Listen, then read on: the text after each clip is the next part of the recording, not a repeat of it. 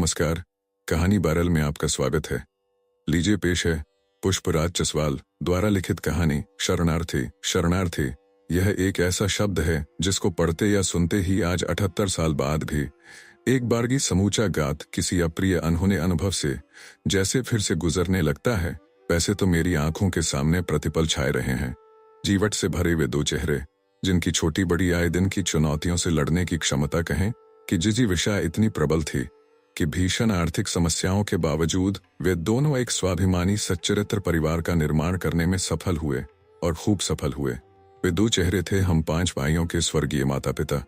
विभाजन की विकट भयावह त्रासदी के समय वे जमीन जायदाद, घर कारोबार, माल असबाब व गुजरखान मंडी के नजदीक झेलम दरिया की आकर्षक प्राकृतिक दृश्यावली में स्थित अपनी दुकान सब कुछ पीछे छोड़कर चल पड़े थे, भूखे प्यासे नियति के सहारे। फिर सभी बच्चों सहित जब ट्रेन ने अटारी बॉर्डर पार किया तो उनकी सांस में सांस आई। हिंदुस्तान जिंदाबाद के नारों से सारा वातावरण गुंजायमान हो रहा था। उन्होंने सुरक्षित पहुंचने पर ऊपर वाले का लाख लाख शुक्र किया, परंतु यह सब कैसे संभव हो सका जब तक इसके पीछे छिपी उनकी और उनके अभिन्न राजा मुस्लिम साथियों की मानवता, दुस्साहस व भारी जोखिम उठाकर मदद करने की अजब दास्तां बयान न की जाए। यह कहानी शुरू करना बेमानी ही रह जाएगा। जिला रावलपिंडी पाकिस्तान से कोई 20 मील की दूरी पर था। हमारा पैतृक गांव ददवाल, जो प्रसिद्ध कस्बे सुक्खो की बाहरी सीमा में उससे 3-4 मील पर ही था। ददवाल में मुख्य रूप से 2 जातियों का वर्चस्व था।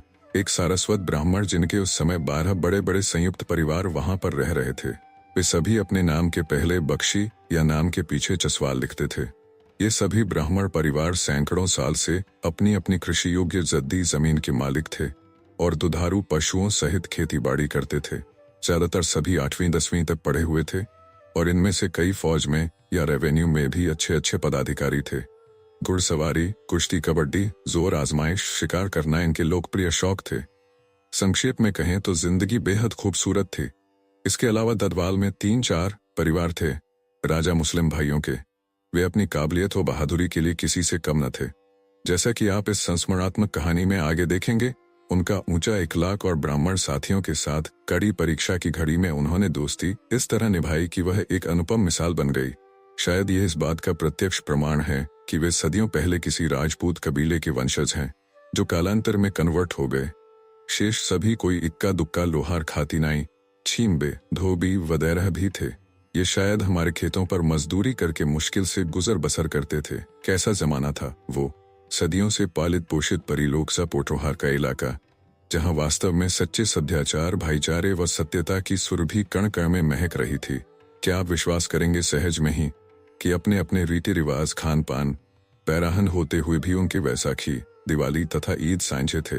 यहाँ तक इंसानी दोस्ती में समर्पित थे। वे सब की बख्शी चसवाल की शादी में कोई राजा ही दोस्त डलता और इसी तरह राजा की शादी में कोई बख्शी चसवाल। इस तरह धार्मिक सहिष्णुता, सम्मान और सहकार की त्रिवेणी तहती थी उस खुशहाल इलाके में। दोनों की बोली मीठी पटवारी पंजाबी थी। बोलते हुए लगता था फूल झर रहे हैं। शांत बह रहे महासागर में जैसे अचानक तूफान आ गया। धरती डोल उठी और एक के बाद एक अपशकुनी डरावनी खबरें आने लगी। ब्राह्मण बहुमत के 2 दर्जन से अधिक गांव का यह इलाका था। हरनाल, हरियाल, बचियाल, ददवाल, दरकाली, मनका, मानकी, गढ़ाला वगैरह का जैसे और स्थानों पर उसी तरह ददवाल में भी डर का माहौल बनना शुरू हुआ। दूर पास से लूटमार, आगजनी, मारकाट की खबरें आने लगी और ये खबरें तूफानी आग की तरह फैलती गई। ब्राह्मण परिवारों व राजा परिवार के वरिष्ठ लोगों के बीच आसपास व दूर दराज से दिनों दिन बिगड़ते जा रहे हालात पर गहन मंत्रणा शुरू हुई। काफी सोच विचार के बाद ये फैसला हुआ कि ब्राह्मण परिवारों के सभी बच्चे और औरतें सुबह से लेकर रात अंधेरा पड़ने तक हर रोज राजा भाइयों के घर पर रहेंगे। सभी ब्राह्मण मर्द अपने घरों पर ताले लगाकर सवेरे से अंधेरा पड़ने तक दूर खेतों में या जंगल में छिपकर रहें।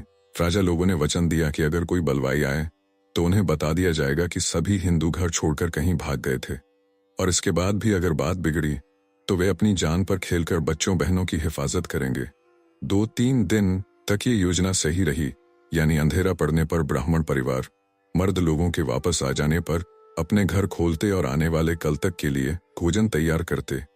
फिर सारी रात राजा लोगों के साथ मिलकर निगरानी पहरेदारी करते। तीसरे दिन कुछ बलवाई दंगाई आए पर सारे घर तालाबंद देखकर वे राजा लोगों की बात पर यकीन कर आगे निकल गए कि हिंदू वहां से भाग गए थे। खतरा बढ़ता जा रहा था, पर राजा भाइयों ने पंडितों की हिम्मत बंधाए रखी। होए वही जो राम रच राखा। चौथे दिन सवेरे सवेरे ददवाल गांव में एक फौजी गाड़ी आ पहुंची और उस गाड़ी में सवार थे रिश्ते में मेरे चाचा कैप्टन के एल चसवाल और उनके साथ थे कुछ और सिपाही। इनकी पोस्टिंग उन दिनों रावलपिंडी कैंट में थी। वे दूर दूर तक बहादुरी व कुश्ती कसरत के लिए मशहूर थे। उनके और मेरे पिता के सुझाव पर सभी औरतों व बच्चों को उनके साथ ही उनकी फौजी गाड़ी में रावलपिंडी भेज दिया गया। साथ ही सभी ब्राह्मण पुरुषों को सलाह दी गई कि वे सभी रात के समय छिपते छिपाते पैदल ही यह सफर तय कर सुबह सुबह या इससे पहले रावलपिंडी कैंट पहुंच जाएं। यहाँ यह बताना बहुत सम्यक है कि वापस रवाना होने से पहले मेरे चाचा कैप्टन चसवाल व अन्य सभी चसवाल परिजनों ने भारी संकट के वक्त आगे बढ़कर साथ निभाने के लिए राजा लोगों के गले मिलकर उनका आभार प्रकट किया। सायंकाल सूर्यास्त के कुछ देर बाद जब अंधेरा गहराने लगा तो वह क्षण नजदीक आ रहा था। वह अभागा क्षण जब उन्हें सदियों से रही अपनी प्यारी जन्मभूमि को अलविदा कहना था। वे सभी एक बार फिर अश्रुपूरित नयनों से राजा मुस्लिम भाइयों को लाख लाख शुक्रिया कह रहे थे। तब राजा साथियों का गला भी भरा हुआ था। दोनों पक्ष फूट फूट कर रो पड़े। शायद देव भी इस दर्द भरी अनहोनी पर सन्न था, खिन्न था या फिर अप्रस्तुत था।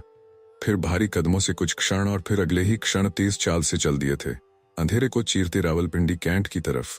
और उन्हें कहाँ पता था कि वे अपनी शेष बची सांसों के लिए आजीवन वहां नहीं लौट सकेंगे और कि वे अब वास्तव में शरणार्थी भर बनकर रह गए थे।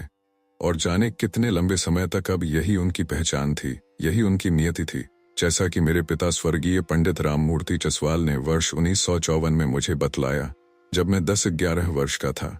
आप सुन रहे थे कहानी बैरल से पुष्पराज चसवाल द्वारा लिखित कहानी शरणार्थी। वीडियो अच्छी लगी तो इसे लाइक करिए और चैनल को भी सब्सक्राइब कीजिए। धन्यवाद।